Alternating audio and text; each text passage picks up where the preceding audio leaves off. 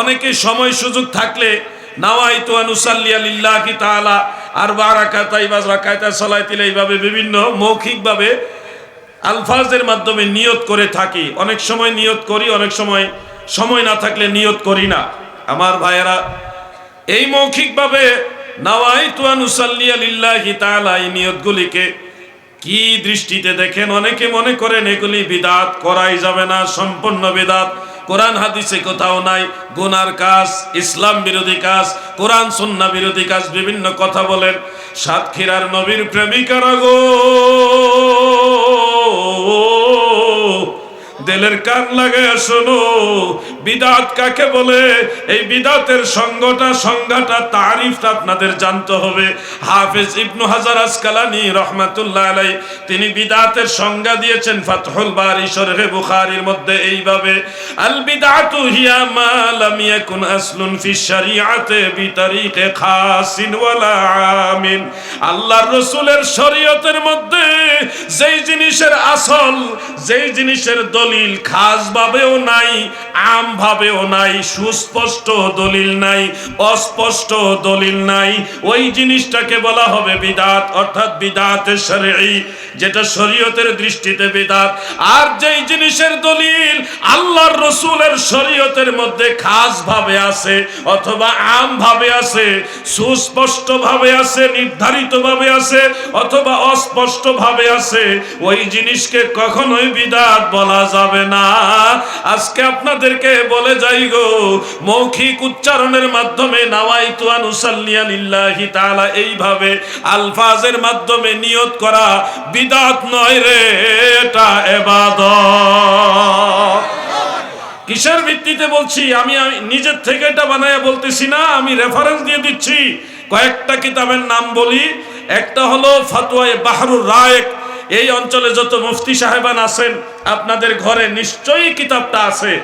আবু হানিফা সানি ইমাম ইবনে নুজাইম মিসরি হানাফি রহমাতুল্লাহ আলাইহি বাহরুর রায়েকের মধ্যে লিখেছেন, এবং আলিয়া মাদ্রাসার ফাজেলে পড়ায় হেদায়া এই মাদ্রাসাতেও পড়ায়, সেখানেও মাসআলাটা রয়েছে।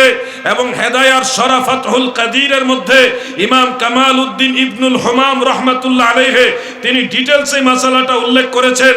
এরপরে প্রসিদ্ধ ফতোয়ার কিতাব হলো ফতোয়ায়ে শামি রাদ্দুল মুহতার, সেখানেও মাসআলাটা রয়েছে। আরেকটা কিতাব হাতের কাছেই পেয়ে যাবেন, সেটার নাম হলো হাসিয়াতু তাহতাওয়ি আলা মারাকিল ফালাহ, সেখানেও মাসআলাটা রয়েছে। হানাফি মাযহাবের প্রাচীনতম একটা কিতাব, ওটার নাম আল মুহিতুল বুরহানি, ইমাম বুরহানুদ্দিন নুমানী রহমাতুল্লাহ আলাইহি তিনিও মাসআলাটা উল্লেখ করেছেন।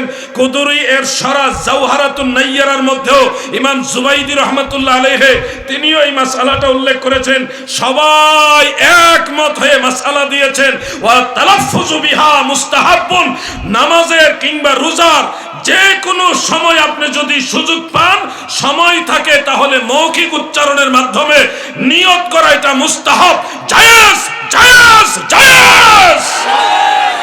আপনি যদি বলেন জায়েজ নাই, আপনার সাথে আমি ঝগড়া করব না, একটা দলিল দিয়ে আপনি কথা বলুন যে অমুক কিতাবে লেখা আছে জায়েজ নাই।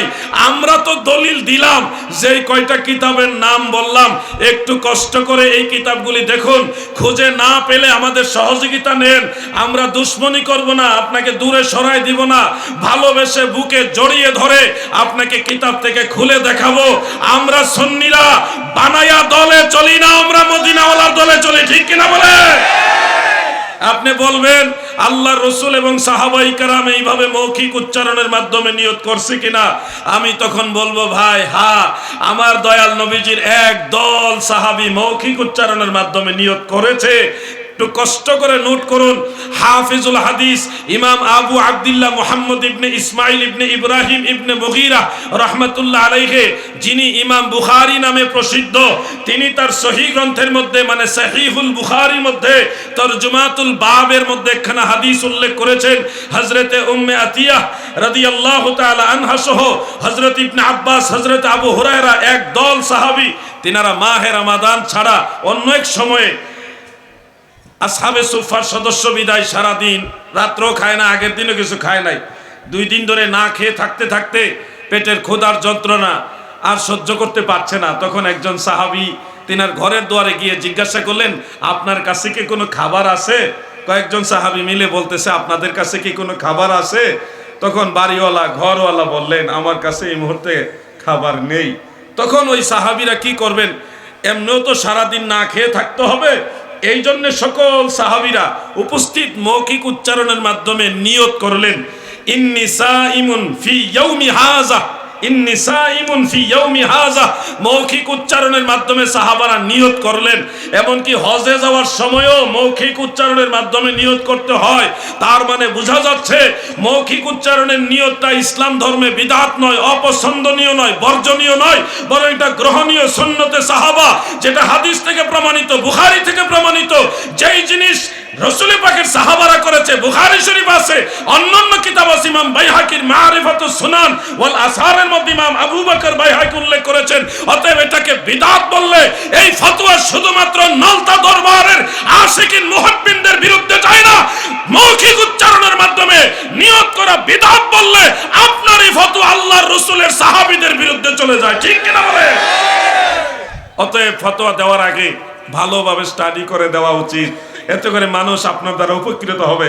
পাইকারি মূল্যে ফতোয়া দিয়েন না, কোরআন কিতাব দিয়ে ফতোয়া দেন, আর কিতাবুল আন্দাজ দিয়ে ফতোয়া দিবেন না, এটা আমাদের অনুরোধ।